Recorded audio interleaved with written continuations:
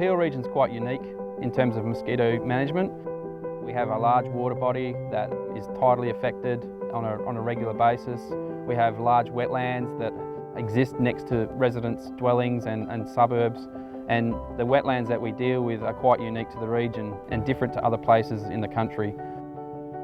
Peel Mosquito Management Group is a collaboration between the 4 local governments that make part of the Peel region. We need to do that to try and work together and manage mosquitoes as best we can. I'm the Senior Mosquito Management Officer for the City of Mandurah. We have 2 dedicated officers for mosquito management at the city. We've been operating our program for around about 30 years. The main idea of the whole program is a health issue, although the annoyance issue is still there too. If we didn't have a mosquito control program, the whole place would be chaos. There'd be disease around the place in the form of rotavirus, Barmer forest virus, which has a massive impact on the population. Also, too, to a lesser extent, is lifestyle. If people can't go outside, they might as well go and live somewhere else. We often get asked, why isn't it possible to just eliminate mosquitoes from environments where communities are close by so that there's no longer an impact?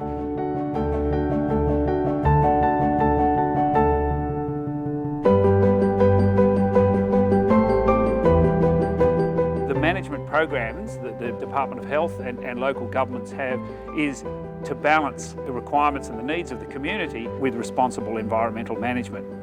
I think one of the keys to the success of the program in Western Australia has been a long-standing collaboration and partnership between state government, in particular the Department of Health, and local governments in affected areas of the state. So a lot of people associate mosquitoes with rainfall and fresh water, but in our case, in the Peel region, we have salt marsh mosquitoes, so they breed in saline waters. The big player for us in the Peel region is the tides that come into the Peel Harbour estuary. And what they do is they flood the wetlands where the mosquitoes lay their eggs, and then once those wetlands are flooded, the mosquito eggs hatch, and that's the main driver for our mosquitoes here.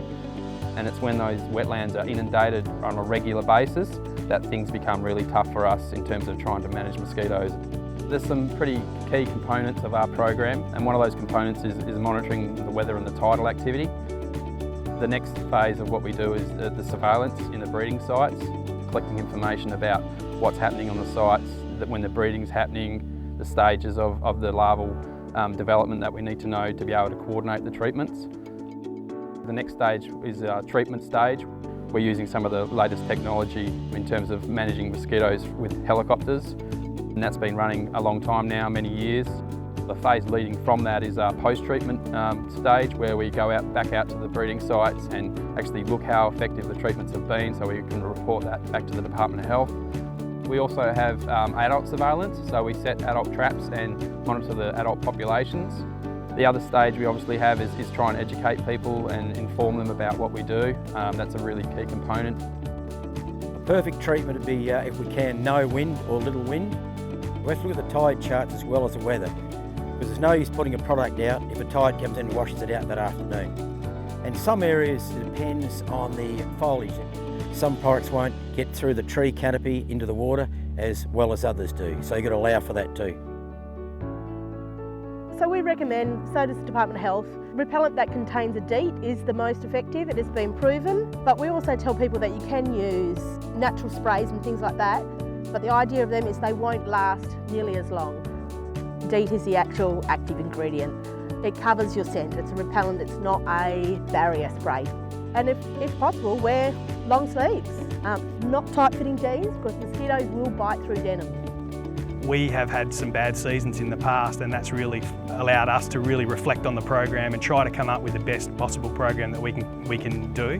That's included just trying to gather information and evidence from all around the world and across Australia to try to make it as best as it can be.